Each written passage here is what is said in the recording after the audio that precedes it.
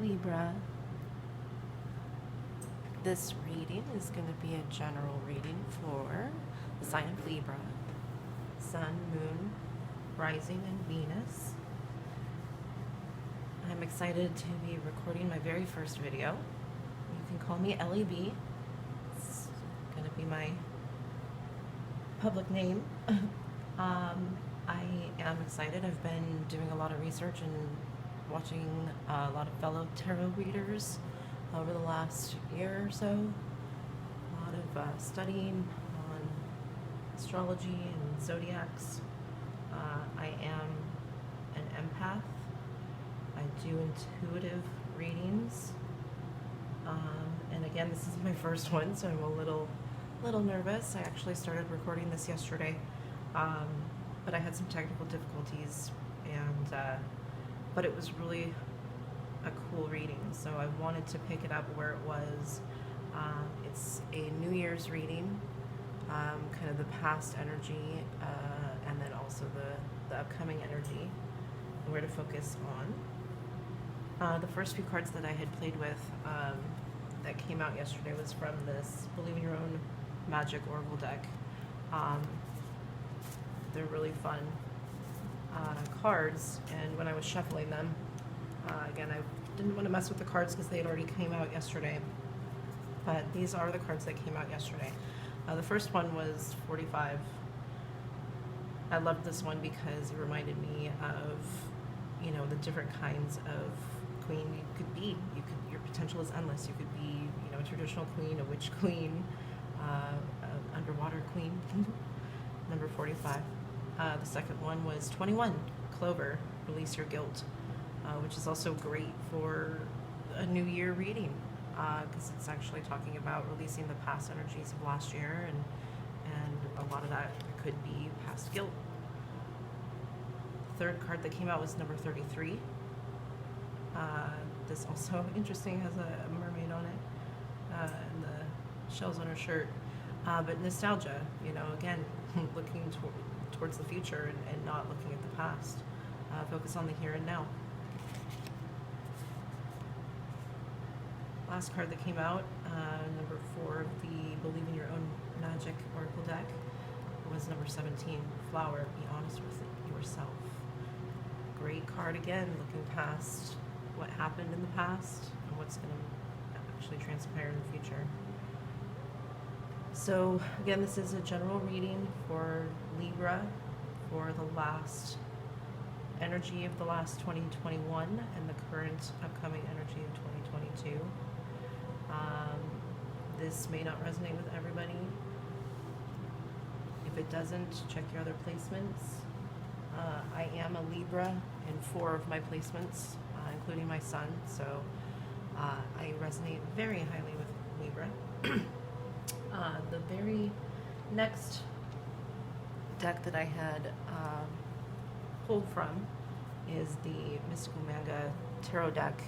I love it because it's got really beautiful artwork, kind of on the anime, right? So this current energy that this left side is going to represent is last year. Again, this is going to be a 10-card reading. These first 2 are going to be last year's energy, what was accomplished, and then some of the what to let go of and how to. Over here we have the new year ahead, new energies, the new goal, and what to move forward, working on, and strategies to do so. So again, these cards they did come out yesterday, so I have already seen them. The very first card that came out was the Magician, actually in reverse. I don't generally read reversals unless they come out that way.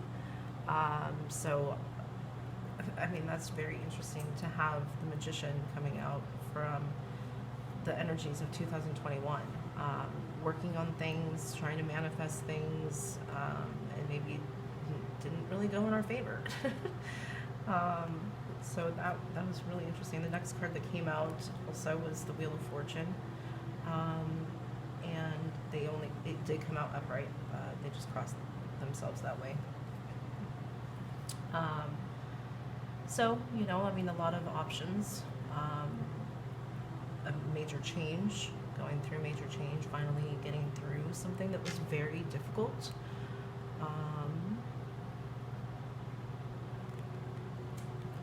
The next card that came out was what was accomplished.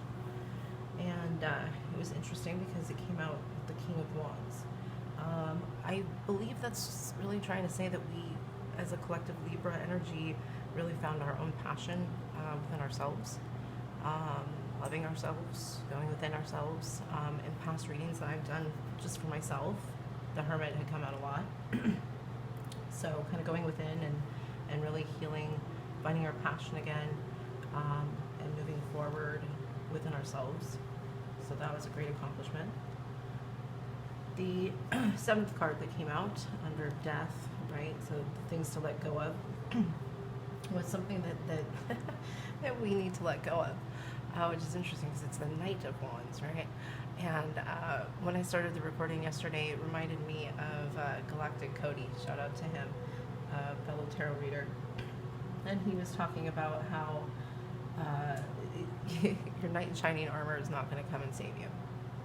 And so when that came up, that was too funny for me. It was letting go of waiting for that knight in shining armor, waiting for somebody to come save you, waiting for love, and finding it within yourself, right? That accomplishment.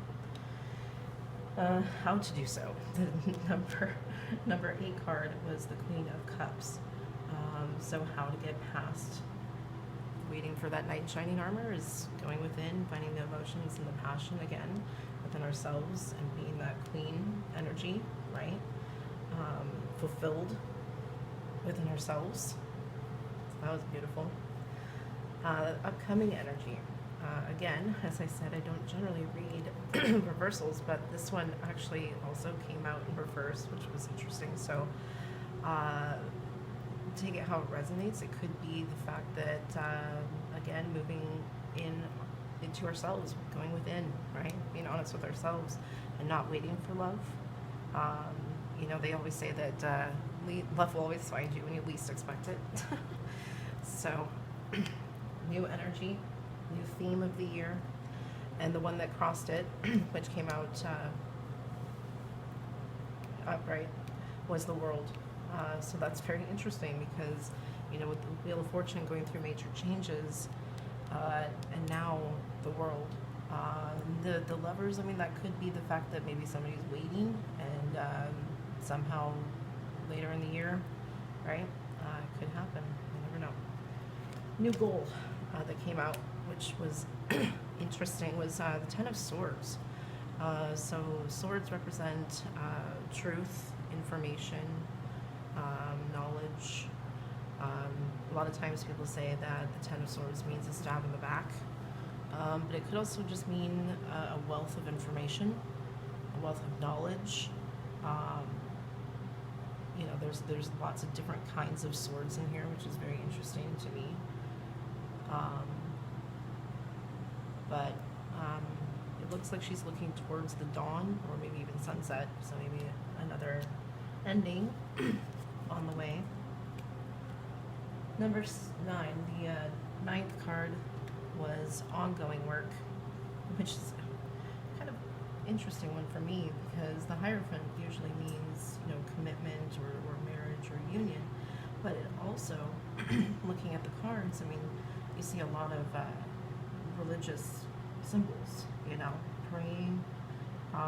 Yes, there's the red cord, which usually means, you know, being bound, but you know, there's 2 men. They seem to be praying towards the priest, right?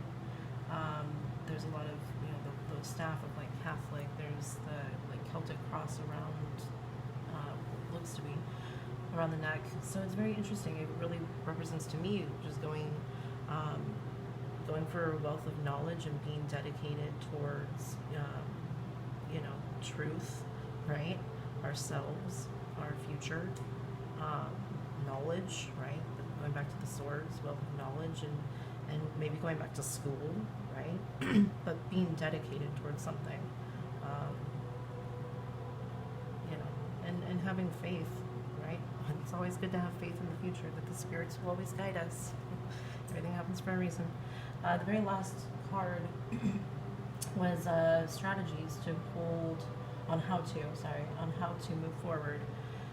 Is the Ace of Cups, and the Ace of Cups represents, an offering of emotions, but it also means, self-fulfillment within emotions also, right? It could be an offering to someone or from someone, but if you look at the lotus flowers growing out of the water, right? The lotus flowers grow out of the muck, right?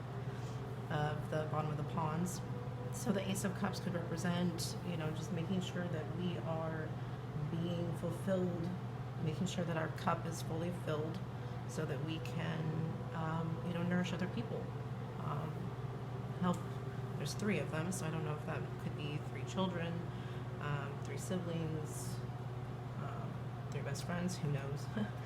But I thought this was a really beautiful reading. Thank you so much. I am going to end it because this was yesterday's energy. Again, this is LEB, Emerald City Empathic Tarot. And this was my first reading. I hope you could hear me. And I look forward to recording more soon. Thank you.